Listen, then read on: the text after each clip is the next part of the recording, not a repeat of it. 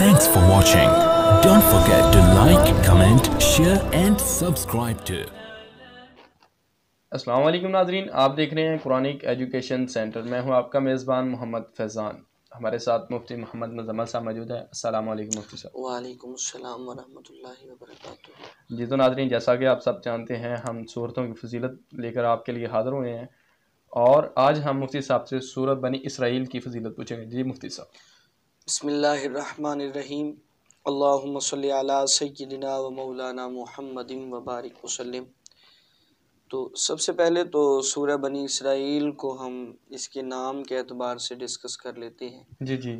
اس سورت کے اندر چونکہ بنی اسرائیل کا نام لیا گیا، ذکر کیا گیا، تو پھر اسی مناسبت سے اس کو بنی اسرائیل کہا گیا۔ اس کے اور بھی نام ہیں اس سورت کے، تو زیادہ مشہور جو ہے وہ سورہ بنی اسرائیل ہو گیا ہے۔ تو یہ بھی مکہ دور میں ہی۔ جی جی۔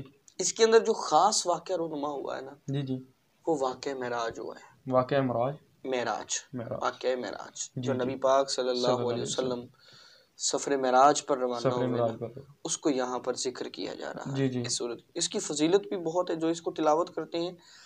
نبی پاک صلی اللہ علیہ وسلم، حضرت عائشہ صدیقہ رضی اللہ تعالیٰ عنہ فرماتی ہیں کہ رسول اللہ صلی اللہ علیہ وسلم رات کو سونے سے پہلے اس سورت کو تلاوت کیے بغیر سوتے نہیں تھے۔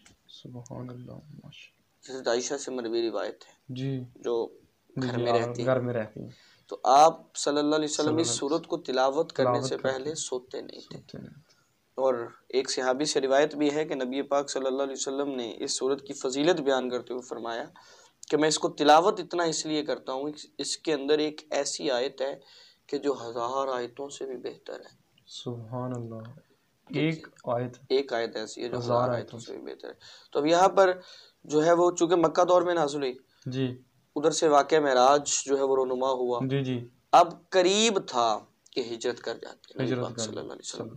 یہاں پر بنی اسرائیل کا لفظ ہے، قوم بنی اسرائیل کی طرف بھی اشارہ ہے کہ چونکہ ہجرت کر کے مدینہ جانا تھا تو مدینہ میں یہودی آباد تھے، تو ان کو مخاطب کیا گیا ایک حساب سے کہ اگر تم محمد رسول اللہ صلی اللہ علیہ وسلم پر ایمان نہیں لاؤ گے تو جو حال بنی اسرائیل کا ہوا تھا وہی حال تمہارا ہوگا، کیونکہ یہودی ہیں اسی نسل سے چلتے آ رہے ہیں۔ بڑے مشہور یہودی تھے مدینہ پاک کے، اس خزرج قبائل تھے۔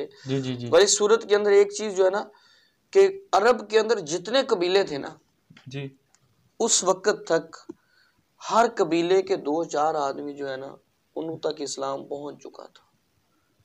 2-4 آدمیوں کے پاس اسلام پہنچ ہی چکا تھا۔ تو اس صورت کے اندر بتایا گیا ہے اسلام کو ایک تو بڑھتے ہوئے دیکھ کر کفار بھی پریشان تھے، وہ تکالیف بڑھا رہے تھے، یہ اسلام کی تبلیغ بڑھا رہے تھے۔ ادھر سے تکلیف بڑھ رہی ہے، ادھر سے تبلیغ بڑھ رہی ہے۔ اور آہستہ آہستہ پھر مدینہ کو ہجرت کر گئے، اور پھر تو اسلام جو ہے وہ پوری دنیا میں ماشاءاللہ پھیل گیا اور غالب آ گیا۔ بہت بہت شکریہ مفتی صاحب۔ جی تو ناظرین، مفتی صاحب نے بہت ہی پیاری فضیلت بتائی ہمیں، تو ہم اگلے سوال کے ساتھ پھر حاضر ہوں گے، تب تک کے لیے ہمیں اجازت دیجیے۔ اللہ۔ Thanks for watching. Don't forget to like, comment, share and subscribe to